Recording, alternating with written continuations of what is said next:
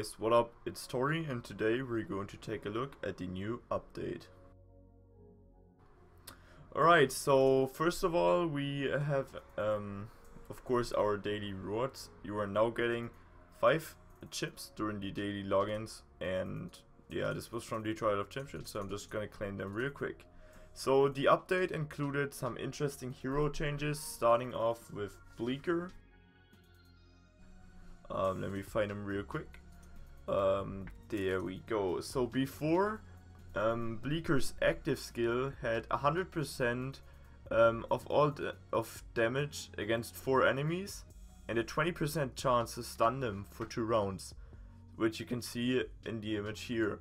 But now he has 120% attack damage against 4 enemies and has a 30% chance to stun them for 2 rounds. So it is a solid plus 20% of attack damage against 4 random enemies, like the first thing, and a solid plus 10% chance to stun enemies for 2 rounds, which I think is pretty nice.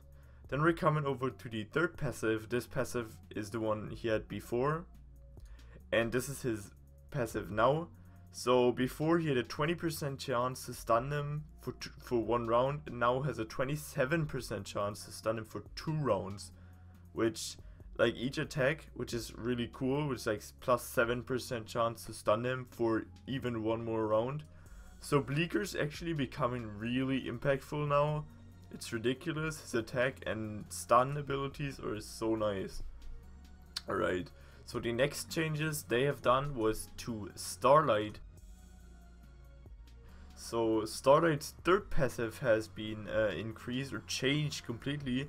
Before that she had a 20% before that, when an enemy hero was dying, she gained plus 30% skill damage, which seemed, I don't know, mediocre. But now it is after enemy hero died, healed self for 140% of the attack's HP, of her attack's HP, and she got 9.3k basic on 6-star. So this is not gonna be like a bad heal. So after every enemy hero dies, she heals herself, which is nice considering her rather low HP. They also changed Dark Arthindol. Her first passive was a 30% chance of petrification for 1 round, and now has changed to 35% chance to petrify the target for 1 round, so plus 5% petrification, which is really nice. Also, they worked over her third passive, which you can see right here. This was the one before, and now this is the one she has right now. So she gains attack by 150% now, and not 100%. So that's a solid 50% up when she's below 30% HP. And her, the armor decreasement of her, that it can only be triggered once, stays the same. Right, so then they changed Dragon Slayer. They changed his attributes at first. Here you can see his attributes now, and here you can see the ones before. So before he had the same HP. He had 4031 attack, which is significantly less, like 525 less than he has right now.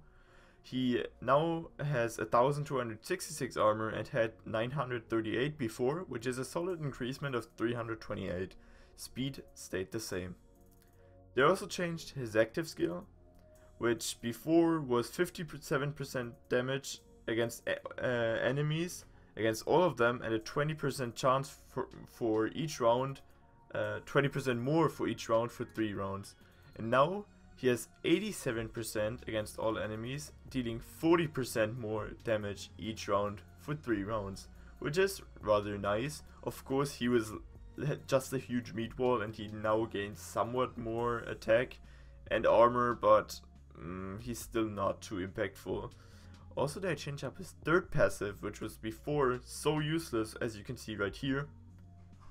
But now it is 35%. It was 35% damage against extra foes, like extra damage, and now it is changed to attacks reduce the target's armor by 13% and burn, dealing 26% of attack damage each round for 6 rounds.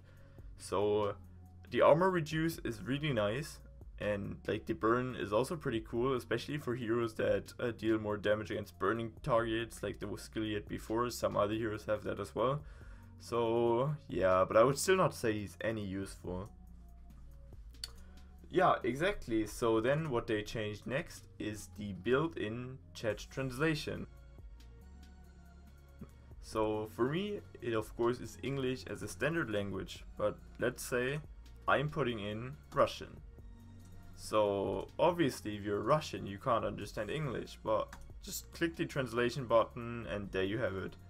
I don't know how good the translation is or whatsoever, but at least it is there. So that's all I can say. So yeah. Then they added the Super Casino now, which is right here. It's actually just the same as a regular casino. Instead you can now get Prophet Orbs, Heroic Scrolls, and you can get good heroes. I have a Walter on my wheel. You can also get those red artifacts, so it's pretty cool, I would say. Sadly I do not have those chips right now. You can gain them from the event, etc.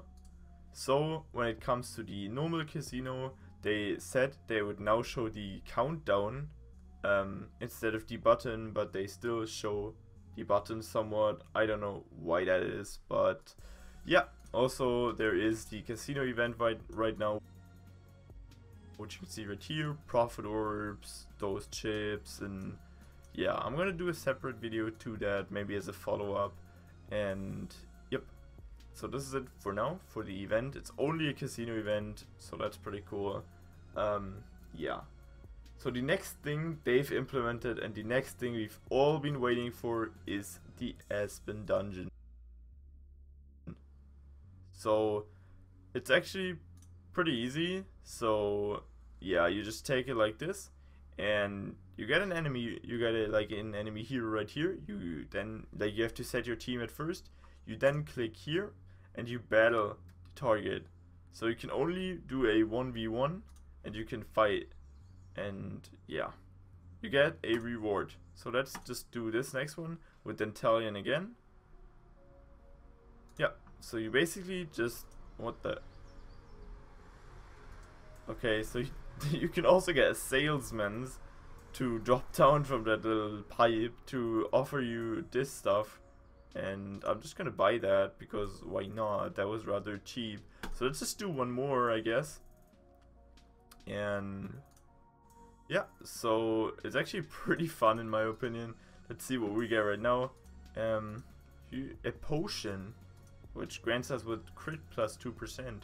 Nice, so I could use that now, but I'm not going to do it.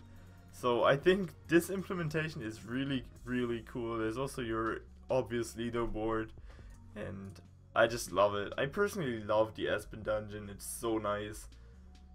Yeah, but that's not the only thing they changed. They also changed the monsters. So they changed the skill of the wolf. So I'm just gonna lay the skill before over this one right here. So the skill before was 130,770 damage against all enemies, and increases backline allies attack by 30% for 2 rounds. And now the damage has been reduced. It is like only limited to frontline heroes now, and it's 82,651 damage against all of them, and it's now poisoning them, dealing 28,958 more damage each round. Alright, so it lasts for 3 rounds and increases backline allies attack by 30% for 2 rounds, which is most likely the same. So he's now dealing less damage, only frontline and the poison has been added. But they also changed the eagle, which you can see right here. So I'm just gonna put the before thingy on here right now. So as you can see, before it dealt 73,895 damage against all enemies, dealing 28,958 each more damage each round for 3 rounds. Gosh, this is so hard to pronounce. And it reduces armor by 37% for 2 rounds. So now it's basically the only thing they changed is that it's bleeding them now, and therefore dealing 28,000 more damage each round for 3 rounds, which was just not written before. So yeah, so this was probably it for the video. We're just gonna do for the end one of those rolls right here, just so you can see if I get anything good. I probably, whoa, gosh, I got the sword. That's pretty cool. I actually ended up being really lucky right here.